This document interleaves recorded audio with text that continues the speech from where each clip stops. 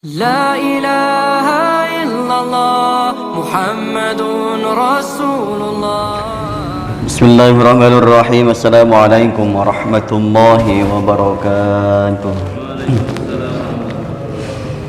Alhamdulillahilladzi arsala nabiyahu Muhammadan sallallahu alaihi wasallam rahmatan lil alamin. Salatu wassalamu ala sayyidil anbiya'i wal mursalin Muhammadinil qail may yuridillahu bihi khairan yufaqihu fid din wa ala alihi wa sahbihi al muallimin ulumihi littabi'in amma ba'du. Allah ta'ala fi kitabil karim wa huwa asdaqul qailin. A'udzu billahi as-sami'il 'alim minasy syaithanir rajim. Bismillahirrahmanirrahim. Wasbir ala ma asabak inna dzalika min azmil umur. Wa qala Allah ta'ala yudhan fa'fu anhum wasfah innallaha yuhibbul muhsinin. Wa qala Rasulullah sallallahu alaihi wasallam fi du'aihi Allahumma hassin khalqi wa khuluqi mumajannibni munkaratil akhlaq. Sadaqallahul azim wa sadaqa rasuluhun nabiyul habibul karim wa nahnu ala dzalika minasy syahidin wasyakirin walhamdulillahi rabbil alamin. Alhamdulillah, puji serta syukur kita panjatkan kehadirat Allah Subhanahu wa taala. Selawat iring salam kita panjatkan, semoga Allah sampaikan keharibaan baginda junjungan alam Nabi Agung penutup akhir zaman Nabi Muhammad Rasulullah sallallahu alaihi wasallam. Kitabul Adabin Nabawiyah wal Akhlaqil Muhammadiyah, bayanu takdibillahi ta'ala safiyahu Muhammadan salawatullahi alaihi bil Quran. Cuma sekalian kita lanjutkan melanjutkan tema sebelumnya, masih berkaitan dengan adab-adab kenabian wal akhlaqil muhammadiyah, dan akhlak yang berbangsa Muhammad. Ini bagaimana bayanu takdibillah, menjelaskan cara Allah mendidik sofiyahu kekasihnya, yaitu pilihannya Muhammad dan Nabi Muhammad salawatullah alaih. Semoga Allah subhanahu wa ta'ala menyampaikan salawatnya atas beliau bil Quran, dengan Al-Quran. Jemaah sekalian, Rasul dikenal dengan kana khuluquhul Quran. Akhlak beliau itu Al-Quran. Seperti Al-Quran yang berjalan. Bagaimana seseorang yang dididik langsung oleh murabbi, kemudian dididiknya dengan Al-Quran, maka melahirkan seorang nabi yang tinggi ilmunya, tinggi adabnya, tinggi pergaulannya, maka dalam nilai-nilai kebaikan itu menjadi nilai yang paling unggul. Kita saja kalau punya guru itu baik, guru itu ilmunya tinggi, guru itu mendidik kita dengan penuh konsentrasi tinggi, dengan akhlak yang tinggi, maka akan lahirlah para alumni-alumni, murid-murid yang kemudian memiliki akhlak dan karakter yang tinggi. Bagaimana sebuah pesantren melahirkan para santri-santri yang unggul, bagaimana perguruan tinggi, sekolah-sekolah tinggi, universitas melahirkan para alumni-alumninya, alma maternya yang begitu unggul, para mahasiswanya yang memiliki kemampuan yang bagus. Begitupun dengan keluarga kita, dimulai dari ayahnya, orang yang memiliki pendidikan baik formal maupun non formal. akhlaknya bagus. Begitupun dengan ibunya. Rumah itu menjadi madrasah. Kemudian anak-anaknya lahirlah anak-anak yang soleh solehah. Kelihatan Pak, anak yang soleh solehah itu bahkan di dalam rumah ataupun di luar rumah. Kita nggak usah perlu suruh-suruh tuh anak ketemu dengan teman ayahnya salim. Oh ya Allah, nih anaknya. Itu perkara sepele loh Pak, kelihatannya. Anak kita nanti akan terbiasa, anak cucu kita akan terbiasa ketemu dengan teman ayahnya, teman bundanya, itu nanti terbiasa. Salaman, nggak usah disuruh.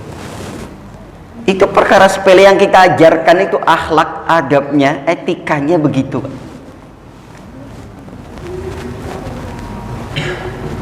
Kelihatannya sepele.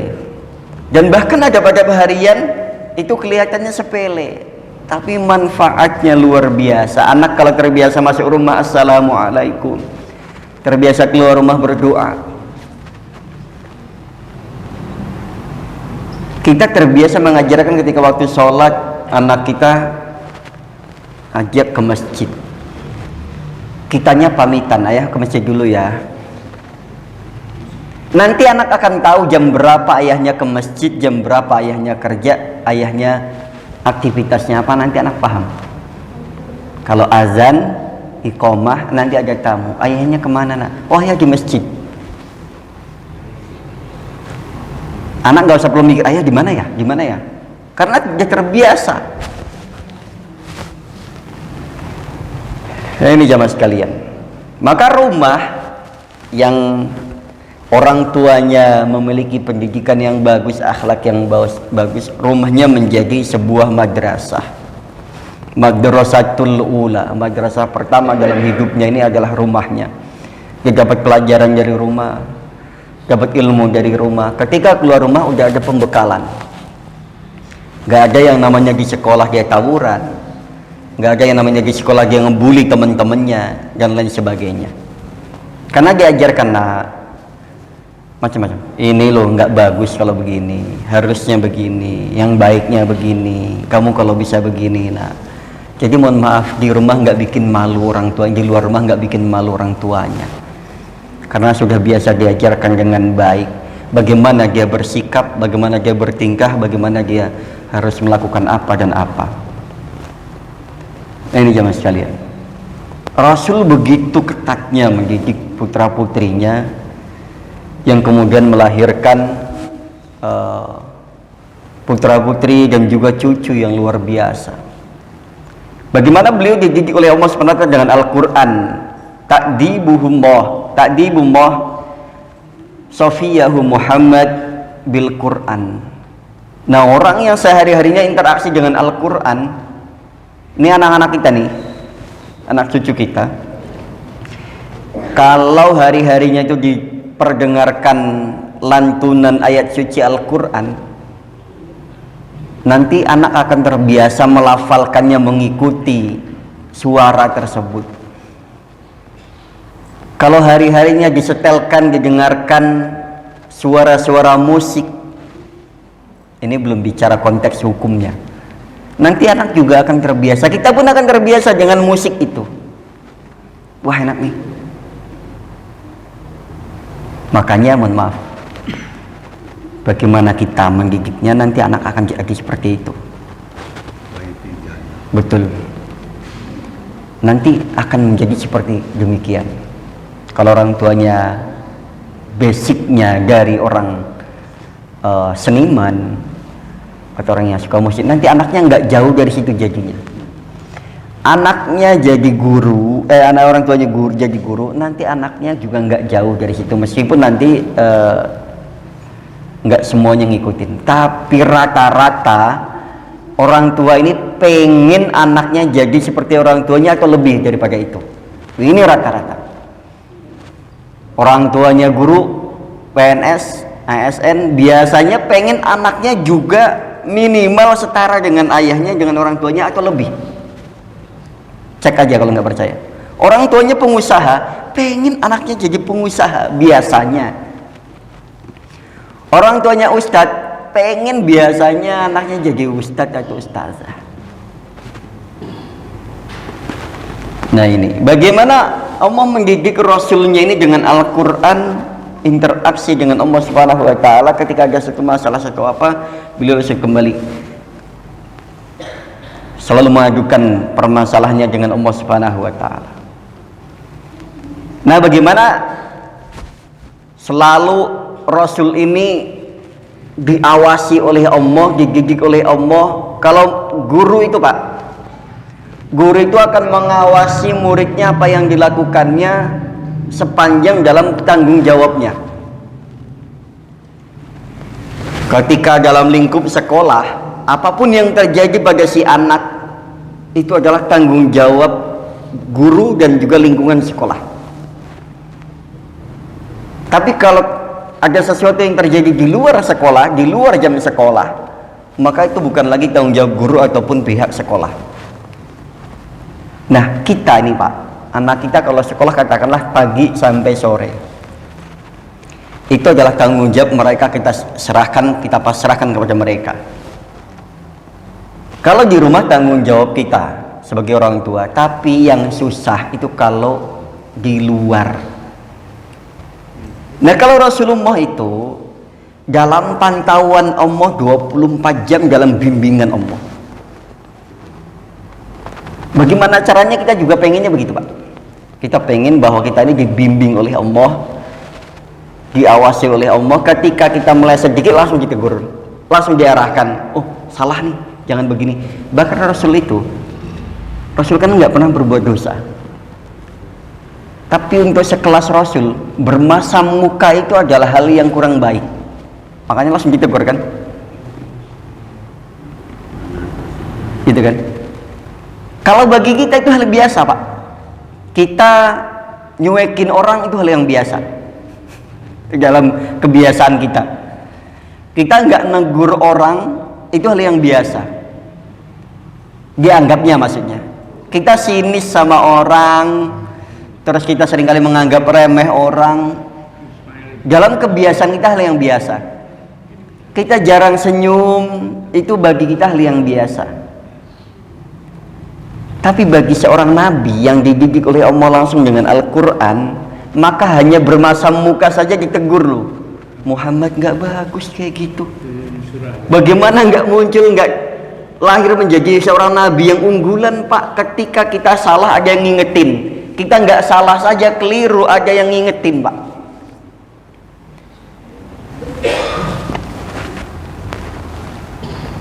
Contohnya diantaranya Allah mengajarkan kepada Nabi, khudil afwa wa'mur bil urfi wa'arid 'anil jahilin.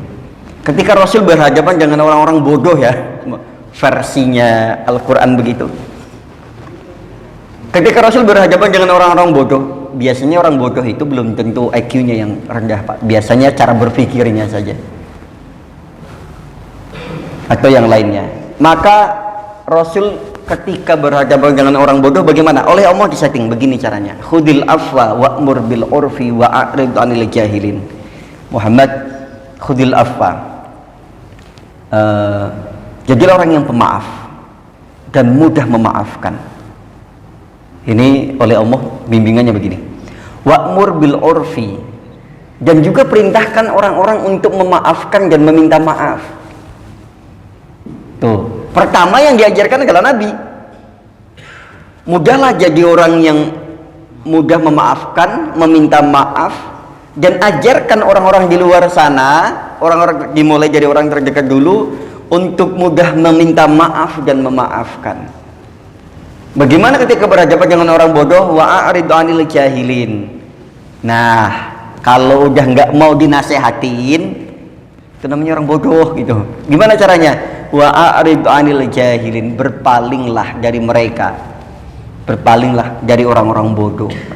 Orang kalau udah nggak mau dinasehatin, nggak mau diarahin, ini namanya orang bodoh Pak. Karena biasanya keminter orangnya. Nah, gitu kan. Orang bodoh itu bukan orang yang bodoh beneran, tapi orang yang sok pinter, sok tahu. Ini di sini disebut sebagai orang bodoh. Kalau orang bodoh bagaimana? Wa'arid 'anil jahilin, berpalinglah. Banyak begitu Allah menasihati nabinya cara menjalankan Al-Quran. Innallaha ya'muru bil adli wal ihsan wa ita'i dzil qurba wa yanha 'anil fahsya'i wal munkari wal baghi. Antaranya nasihatnya adalah Allah memberitahukan bahwa innallaha ya'muru bil adli, sungguhnya wahai Muhammad, Allah menyuruh kamu, menyuruh orang-orang untuk memerintahkan berbuat adil dan juga berbuat ihsan. Wa inta'idil qurba, dan menyantuni orang-orang terdekat, kerabat terdekat, dan juga wa yanha 'anil fahsya'i wal munkar, dan mencegah, menjauhi dari perbuatan keji dan munkar dan wal baghi, dan perbuatan maksiat. Hidupnya terarah banget, Pak. Hidupnya selalu diarahkan oleh Allah, nih harus begini, caranya begini, caranya begini. Ini salah, ini kurang. Kalau berhadapan dengan orang begini.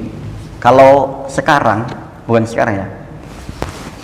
Kayak contoh misalkan dalam kehidupan sehari-hari, para pejabat itu, Pak, itu sebenarnya bukan mereka yang ngatur hidupnya, Pak. Hidupnya mereka diatur, Pak. Para seniman, aktor, aktris, hidupnya mereka malah diatur, Pak. Diatur sutradara. Presiden kan ada protokolernya kan. Oh Pak, harusnya pakai pakaiannya begini. Itu bukan maunya dia. Bahkan kalau ceramah, pidato, teksnya aja dibikinin, ya kan? Makanya beberapa kali kadang suka nggak sesuai itu kan. Ketika membahas masalah apa yang dibicarakan, ada misalkan nyinggung masalah apa dan lain sebagainya. Karena dia hanya tinggal baca. Hidupnya diatur.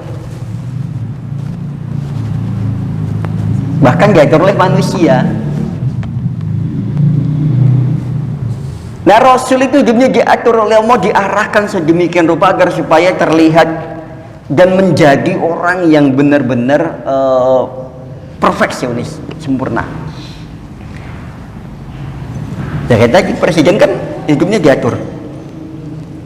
Pak, hari ini terbang ke sini, acara ini, nanti lanjut ke sini, nanti ke sana ke sini. Kalau boleh pengen mas kan sebenarnya pengen tidur siang, pengen istirahat. Kita beruntung Pak, alhamdulillah kita banyak waktu untuk istirahat, banyak waktu untuk tidur siang, banyak waktu untuk ke masjid jam berapapun, pulang dari masjid jam berapa saja silahkan. Kita itu orang yang paling merdeka Pak, ya kan? Tanggung jawab kita hanya sebatas mungkin barangkali orang tua ke anak istri. Di masjid kita tidak lagi dibebani tanggung jawab. Enak banget rasanya Pak, ke masjid silahkan jam berapa aja, nggak ada yang larang. Kita datang setelah qomat juga nggak ada yang larang. Setelah sholat kita langsung pulang, nggak ada yang larang. Itu para pejabat tuh nggak bisa Pak, nggak bisa kayak kita. Tapi banyak loh yang pengen jadi pejabat. Nggak tahu apa enaknya, saya juga nggak ngerti karena memang kita kan belum pernah berada posisi seperti itu. Enaknya itu apa gitu? Hidupnya diatur sedemikian rupa. Kalau yang ngatur itu Allah tuh enak. Seperti Nabi itu diatur oleh Allah Subhanahu Wa Taala, dididik langsung, diarahkan di setiap gerak langkahnya. Di antaranya Allah menyampaikan kepada Nabi, wasbir ala ma asabak inna dzalika min azmil umur. Kemudian wasbir, dan bersabarlah kamu. Kalau wasbir itu kata perintah untuk satu orang, yang kemudian itu secara khusus, secara umumnya adalah untuk orang-orang yang umum yang lainnya. Bagaimana ketika Nabi mendapatkan satu masalah, musibah, mau sampaikan wasbir ala ma sabar, sabar Muhammad, sabar atas segala apa yang menimpamu. Inna dzalika, yang demikian itu min azmil umur, kesabaran dalam menghadapi segala musibah itu termasuk urusan penting yang levelnya tingkat tinggi. Oh gitu ya Allah. Iya, enak Pak kalau punya guru yang perhatian sama kita, yang setiap saatnya mengarahkan kita. Konon katanya di antara yang demikian itu ada, kalau di Indonesia itu kalau mursyid thariqah itu memantau murid-muridnya,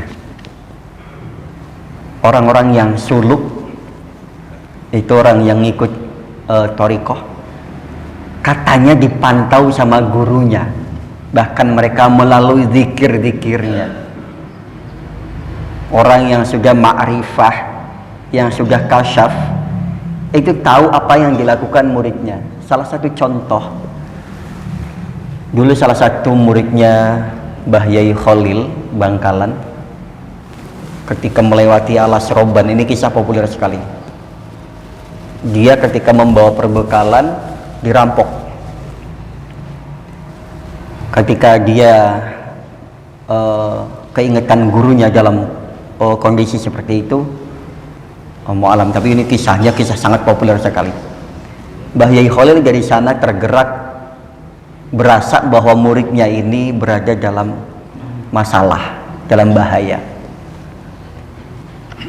Itu seketika si penjahat itu, entah perampok atau perompak ya, masih perampok ya, begal kalau sekarang ya, karena dulu kan sebenarnya nggak banyak barang bawaan yang berharga yang dibawa, paling biasanya kan buntelan sarung gitu kan, buntelan kain dipanggul pakai kayu itu kan kalau zaman dulu gitu kan, tapi isinya kadang ada pakaian, ada beras, mungkin sebagian yang orang punya bawa duit, tapi jarang sekali zaman dulu itu. Makanya orang-orang yang ilmunya mantep itu karena ngembara Pak, bawanya begitu bekal, bawanya biasanya barang-barang mentah itu biasanya untuk dijual nanti, atau apa namanya, ditukar dengan makanan.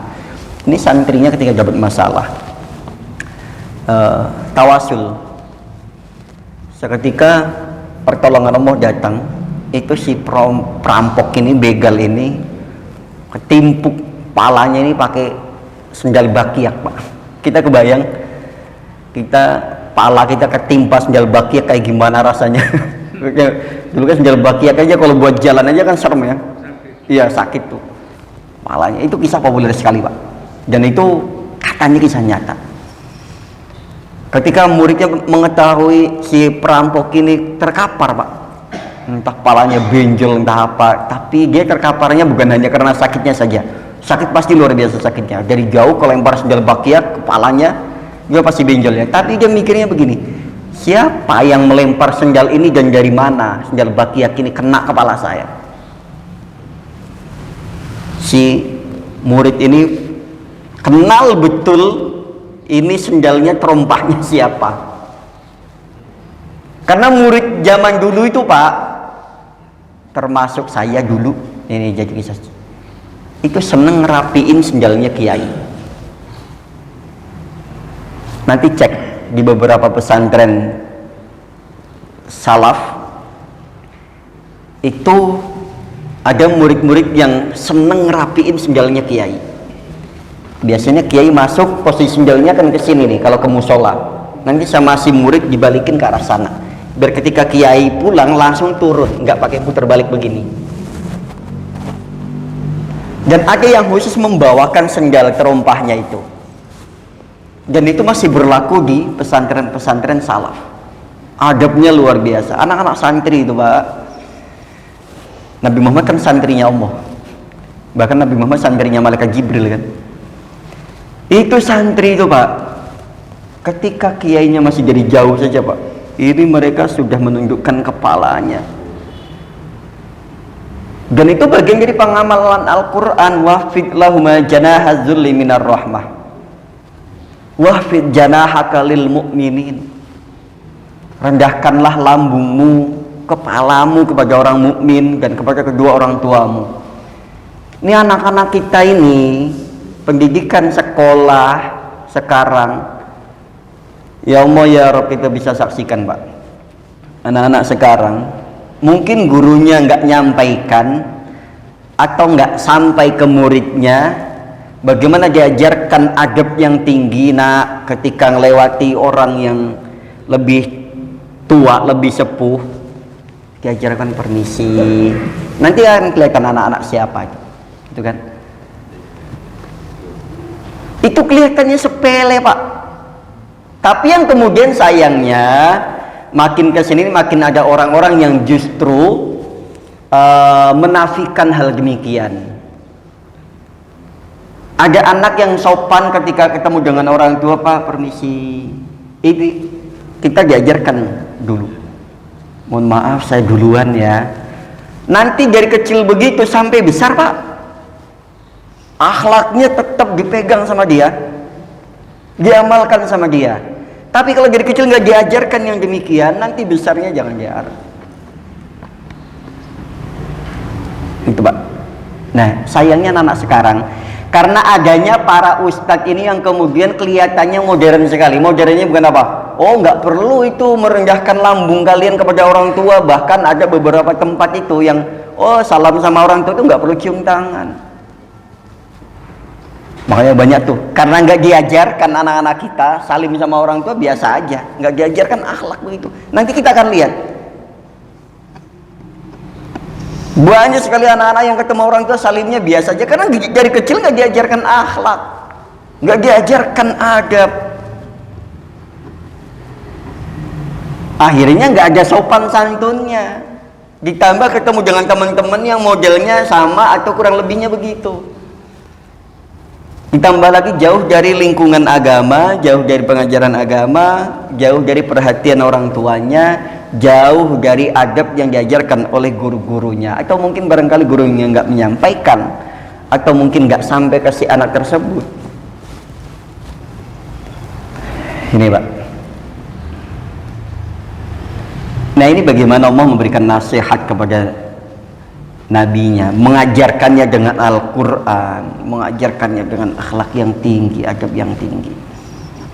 Makanya doanya Nabi kan, Allahumma hassin khalqi wa khuluqi. Ya Allah, baguskanlah khalqi itu kejadianku, fisikku baguskanlah ya Allah, wa khuluqi dan akhlakku.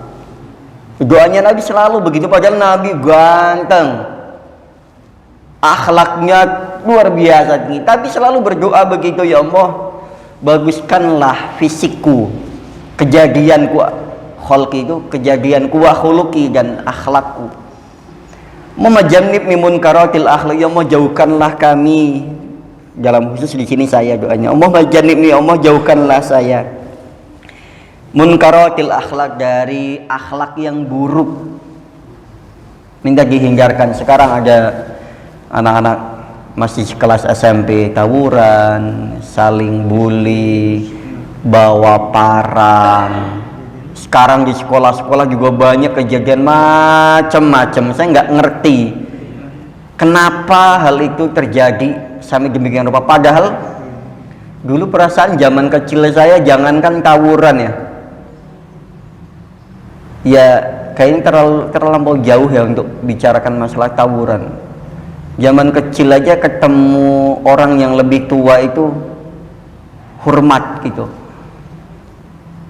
Dan dulu memang sudah ada kayak bully-membuli, sudah ada, tapi enggak, paling banter-banternya aja hanya paling manggil namanya dengan nama orang tuanya, itu aja. Ya kan, biasanya itu paling banternya. Enggak ada yang namanya tawuran ya, Pak. Ya karena diajarkan pagi dari mulai sekolah dasar, sorenya sekolah madrasah itu 6 tahun juga. Jadi sekolahnya itu selama 6 tahun 2 sekolahan, pagi formalnya, sorenya yang kelas pesantrennya itu full dari kelas 1 sampai kelas 6. Dan gurunya benar-benar mengajarkan akhlak setiap hari-harinya demikian. Dari sekolah SD-nya 6 tahun, sekolah madrasahnya 6 tahun, ditambah biasanya rata-rata di sana keluar dari SD itu masuk ke pesantren salaf. Nah, ini jamaah sekalian. Nah, yang demikian kemudian memotivasi kita untuk mendidik anak cucu kita dengan Al-Quran. Kita buat Al-Quran ini di rumah-rumah kita sebagai bacaan harian atau suara-suara harian yang diperdengarkan bisa melalui kita langsung yang mengajarkan mereka ngaji, atau kita bisa juga di media-media lainnya di rumah, bisa nyetel melalui handphone kah, televisi kah. Nanti dampaknya akan berasa, rumah akan semakin adem, semakin sejuk secara dohiriahnya. Dan juga ada loh, mohon maaf, rumah itu yang ketika kita masuk itu adem Pak, walaupun memang rumahnya nggak banyak pepohonan, tapi ketika masuk itu adem. Ada yang rumah ketika masuk panas Pak, walaupun rumahnya ada pepohonan, tapi suasana batinnya itu Pak, biasanya ada ya, kita ketika bertamu, rumah adem banget ini, enak banget gitu, walaupun rumahnya sempit. Ada yang rumahnya besar tapi kerasanya panas. Nah ini jamaah sekalian, bagaimana Allah mendidik nabinya dengan Al-Quran, kemudian Nabi mengajarkan kepada para sahabatnya, kepada umatnya, sampai dengan kepada kita. Dan bagaimana nanti mulai dari sekarang kita praktekkan pengajaran Al-Quran ini kepada anak-anak dan cucu-cucu kita. Interaksi dengan Al-Qurannya dilancarin, akhlaknya ini yang kemudian, akhlak yang sedemikian rupa Allah ajarkan kepada Nabi, Nabi mengajarkan kepada kita, kita ajarkan kepada anak cucu kita, menjadi anak yang generasi unggulan. Ini yang paling utama. Kan kita dengar yang namanya adab itu al-adab fauqal ilmi, adab itu di atas ilmu. Banyak kok orang yang berilmu tapi rendah di adabnya, dan banyak pula orang yang rendah dalam ilmunya tapi tinggi adabnya. Dan yang paling unggul adalah SDM, yang paling unggul adalah orang yang ilmunya tinggi, adabnya tinggi, sehingga mampu menjadi orang mulia dan memuliakan orang lain, terlebih orang tuanya, gurunya, dan orang-orang sepuh yang ada dalam lingkup sekelilingnya dan dimanapun dia berada.